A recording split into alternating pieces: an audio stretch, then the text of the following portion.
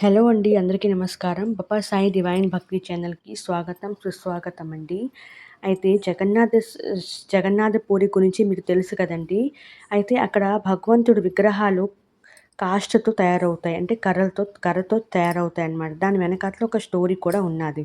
అయితే ఇక్కడ భగవంతుడు ఏంటంటే జగన్నాథ స్వామి అంటే శ్రీకృష్ణమూర్తి ఏంటంటే తన సహోదరుడు బలరాముడు ఇంకా ఆహ్, బె సిస్టర్ అంటే వాళ్ళ సహోదరి ఆహ్, సుభద్రతో కలిసి ఉంటారనమాట. అయితే ఎన్నో సంవత్సరాల నుంచి ఒక పరంపర అనేది అక్కడ నడుస్తూ వచ్చింది.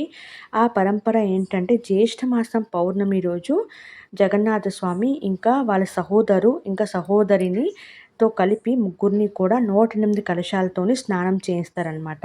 పవిత్రమైన స్నానం.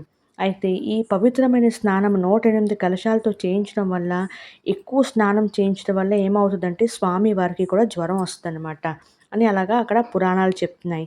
అయితే ఆ 15 రోజులు ఏం చేస్తారంటే స్వామి వారిని చిన్న పిల్లోడిలాగా ఎంతో ప్రేమగా దగ్గరుండి చూసుకుంటారు. అందుకనేసి ఆ 15 రోజులు కూడా ఏంటంటే పౌర్ణమి రోజు స్నానం చేయిస్తారు కదా! అమావాస్య వరకు జ్యేష్ఠ మాస పౌర్ణమికి స్నానం చేస్తే జ్యేష్ఠ మాస అమావాస్య వరకు ఏంటంటే ఆ 15 రోజులు కూడా ఆ దేవాలయం డోర్ అనేది క్లోజ్ చేసేస్తారనమాట. భక్తులందరూ కూడా బయట నుంచి దర్శనం చేసుకొని వెళ్ళిపోతారనమాట. చిన్న పిల్లోడిలాగా చూసుకుంటారండి. ఇంకా వేరే అప్డేట్‌ల కోసము ఈ ఛానల్‌ని సబ్స్క్రైబ్ చేయండి.